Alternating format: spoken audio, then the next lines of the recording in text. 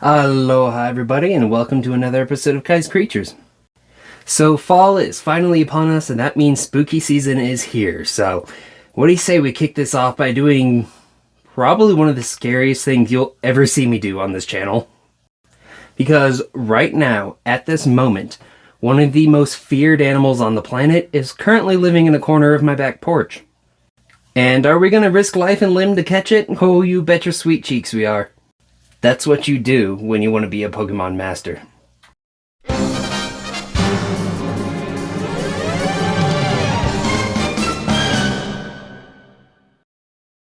So what exactly is this critter I'm talking about? Well, it's one of the most feared creatures in the world, even more so than some of its family members that are actually far more deadly than it is. Although its venom packs 10 times more of a punch than a rattlesnake. But the image and rumors alone make it more feared almost than any other spider.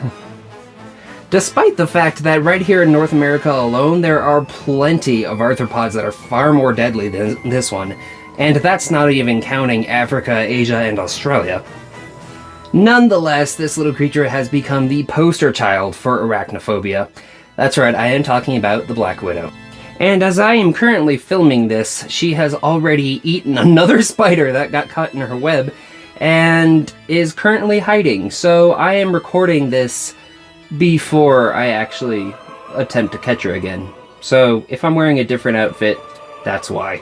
So without further ado, let's get a little crazy.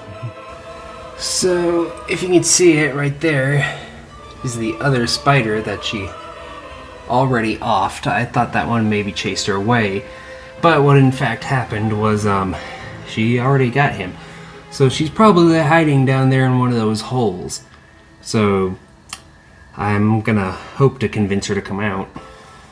So what I'm gonna do is I have a small orange head roach nymph. I'm gonna toss it in that web and see if she'll go for it.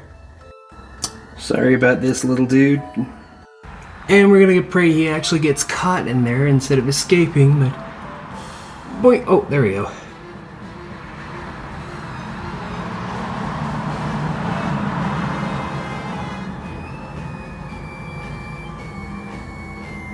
They're vibration-based predators, so we'll see if this convinces her. I kind of hoped that I'd be able to catch her actually coming out to get the thing, but they are actually quite shy spiders, so the light on the area is probably scaring her away, so I might have to give her a minute to see if she'll come out and assess the situation. I think I see her in that hole over there. Can you see her? Big old legs, big black legs sticking out. And the roach managed to squiggle down that hole somewhere and not be completely caught in the net, so I might have to get another one, but I think she started to answer the call. Maybe this moth will make a better prey item. Bam! That should be a more convincing prey item.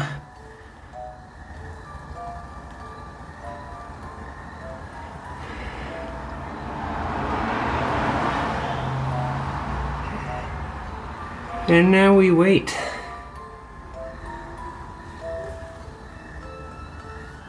So yeah, now I'm just gonna keep an eye on that for a little while and wait and see if she makes her move.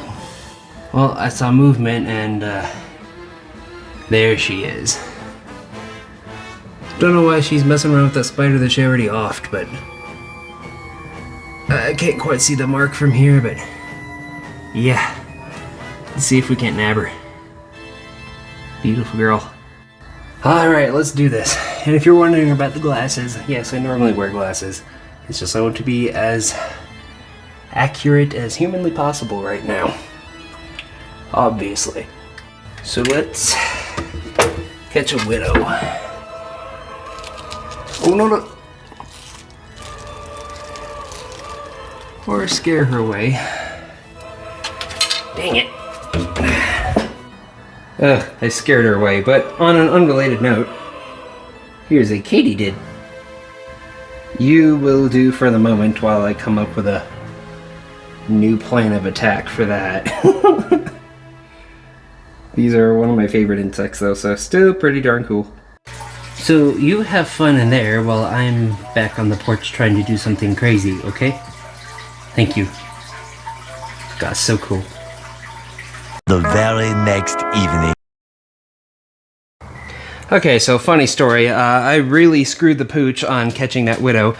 And I ended up it was off camera, but I ended up destroying the web. And I didn't mean to, I just slipped and I happened to be poking around in it at the time anyway. But I have not seen her around there. I couldn't see her anymore after that happened. And, well, frankly, I feel bad about bothering her anymore after that. But there's a guy here locally who happens to have caught a black widow. Or two, I think he has two. But he already has it in a cup ready to go for me. So I'm going to trade him a small starter colony of orange head roaches for that. Not exactly what I had in mind, but it'll have to do. The hell is going on with my hair back here? What are you doing tonight? Oh, just trading an empty hummus tub full of cockroaches for a cup full of spiders? What are you doing? 1 hour later. Whew! Well, that was the weirdest exchange ever. But here they are. This is Latrodectus mactens, the southern black widow. At least I think it is. There is a possibility it could be the western black widow. But I will not be able to know that until I get them out of here. Which we are going to do right now. And again, I'm putting my glasses on because I want my vision to be as precise as humanly possible. I didn't actually expect to have two, so I only had a home prepared for one, but one's in a significantly larger container, so we're going to let that just stay in there. Now let's see if I can locate this baby girl. Whew, this is a little scary. Again, they're unlikely to kill you, but unlikely doesn't mean impossible. Let me get that lid completely off.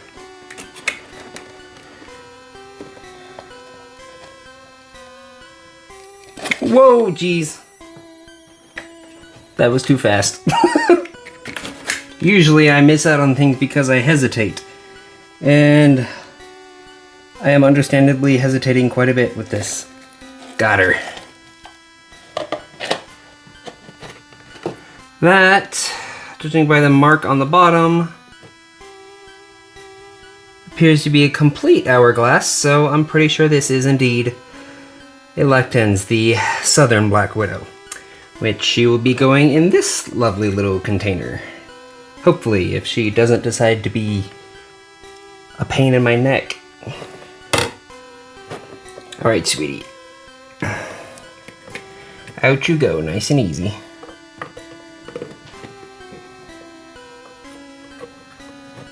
Kind of encourage her to go up on that rope area there. Don't do anything unexpected now, okay? Whoop. Whoop, whoop. Whoop. There we go. Whew. And she's in. Now that she's in here, I ain't got nothing to worry about, but it was that transfer that was scaring the bejesus out of me. I'm probably gonna get another home for this one, but since it is in such a large container, I'm probably just going to keep it as is for the moment. I'm probably going to clean out this container though, because there's a lot going on in there, and if there are egg sacs, I need to know that immediately. So since we're all here, let's talk about this particular species, or this genus in general, because they actually have members of their species all around the globe. A person I encountered on Facebook who is from Australia said, "That looks a lot like our redback spiders," and the reason for that is because they are closely related. They are both widow spiders, they are in the same family, so that's why. She pretty much went and hid the second I got her in her new enclosure, which is understandable. She's had a long night and she's probably had a long few days in the container she was in, waiting for me to be able to trade for her. So, yeah, it's perfectly fine that she wants to hide right now. But we all know what the Black Widow looks like, right? They are infamous. The funny thing is that despite how nervous I seemed transferring it from one container to the other, and perhaps in my clumsy attempt to catch the one on my porch, the funny thing about them is that During this process, I did 3 different things that were far more deadly than these spiders are. One, of course, was climbing up on an unstable chair and onto a counter, which, falling off of ladders, counters, chairs, etc., kills several people every year. Driving, obviously, I don't need to tell you how deadly that can be, especially here in Denver. But the third thing that might surprise you is I walked down the stairs. Stairs kill about 12,000 people every year. I'm not kidding. And a black widow has not killed anyone in the last 10 years. And the bites per year average is somewhere around the 2,000 mark, 1,800, 1,900, some, 2,100 depending on the year. But we're talking about bites that occur a couple thousand times in the US every year, and yet in over a decade we haven't had a single death. Shark attacks, not many people die from those, but more people die from shark attacks than black widow bites. Even though shark attacks globally every year range lower than 100. And they're dropping all the time as we come to understand them more and people take precautions other than just fearing them. Somebody dies from a shark almost every year, and that's at a rate of less than 100 a year. Now with the black widows, their bites are range in the low thousands per year for just a couple of different species in the US. That's not counting all members of their genus across the world. And yet still, it can go decades between anybody actually dying from it. So if it happens that often, and yet people still die from it so rarely, that should help you understand that they're not as deadly as they've been made out to be. I'm not saying if you're bit by a black widow that you shouldn't call a doctor or something, but chances are if you are a healthy adult, you're going to be just fine, or even a healthy older child. You're going to be fine. Like, more than likely, it's going to be a ruined day, you'll probably throw up, but other than staying in bed and drinking water, there's not really a whole lot you can do, and there's not really a whole lot that's gonna happen beyond, the swelling and the not feeling good for a while. But it's extremely likely that you'll be literally just fine. More people actually die from these by finding out that they were allergic through getting bit than have ever actually died from the venom. And keep in mind, like I said, 2,000 or so bites a year and we still haven't had a death in a decade. That's how deadly these spiders actually are not. Now it's funny because when it comes to spiders in the United States, the two that everyone's worried about are black widows and the brown recluse. The black widow is probably a lot more infamous because they have that look to them, But the brown recluse is actually a lot more of a threat. Their venom is necrotic, so you can go full zombie mode and have your flesh rotting off your body while you're still alive with those things. So those are a lot more likely to kill you, and even if you don't die, a lot more likely to cause a problem. Getting bit by a brown recluse means that amputation is not off the table. Black widows, on the other hand, is, like I said, it's gonna be an upset tummy, some swelling, and a ruined day. Most people actually don't even have to go to the hospital for black widow bites. So really, they're overhyped as far as their danger goes, but they're extremely underhyped as far as how cool they are goes. Funny thing about them, and I mentioned this while I was attempting to catch the one on my porch, is that they're actually very shy. They're not aggressive at all, and in fact, you'd be hard-pressed to get them to bite you. What usually happens is people are going through the woodpile and they accidentally grab it, and then it panics and bites them. Or you're in an old outhouse and you sit on one and it panics and bites you. Chances are, if you just let it walk over you, it's not going to bite you. Now, I'm not going to do that, not because the risk is, not because there's a high chance of it biting me, but because of what could occur if it does. I realize that as a large, healthy adult, I'm not gonna die from this thing. But by the same token, I don't want my day ruined either. Yeah, bottom line is it's actually very hard to get them to bite you. Like, it really takes a lot of convincing. You have to restrain it and kind of squish it before it will panic enough to bite you. And it is a panic response. It's not an aggressive response. You will note, if you watch them catch their prey, you'll notice they're actually very hesitant. They're more hesitant in capturing their prey than I was in capturing it. You'll notice, like, even with something as small as a fly, they'll wrap one leg and then wrap a wing, and once it's completely immobilized, then they'll gingerly, cautiously go in for the bite. I mean, most people who aren't scared of bugs in general are not scared of the praying mantis, but compared to the black widow, the praying mantis is an absolute menace to bug society. The black widow is actually surprisingly very delicate, shy, and cautious, and if it's going to hesitate to bite something as small as a fly, it's definitely not going to try to bite you. So while having a pet black widow would definitely earn you hardcore points with the general public, among entomologists and people who know spiders really well, they're actually not that difficult to handle. They're actually really gentle, calm, relatively slow-moving spider. I've tried to handle jumping spiders as well, and that... Now, jumping spiders are zero risk to humans whatsoever. If they do bite you, which is unlikely, it's going to be a little itchy. That's probably all that's going to come of it. Black widow obviously is going to hit a lot harder, but it's a lot less likely to bite you even probably than the jumping spider. And it's less likely to get away than the jumping spider because those little boogers are quick. I lost another one somewhere in my room just yesterday. Caught one in the window, tried to put it in a container in my room. Away it went. And that sort of light speed movement is just not something you get with a black widow. If you watch them, they're actually rather clumsy if they don't have their web. They're relatively agile in their own home, but I was watching her tool around in here for a little bit just now, and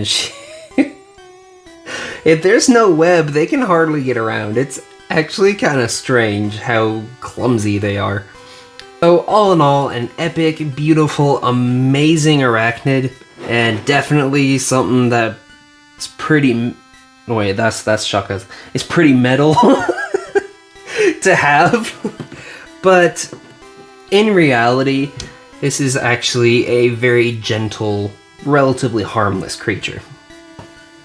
But yeah, on a side note, speaking of accidental shakas, because that's my habit from being in Hawaii so long, so you can probably disregard that last video. I am more than likely actually staying right here on the mainland.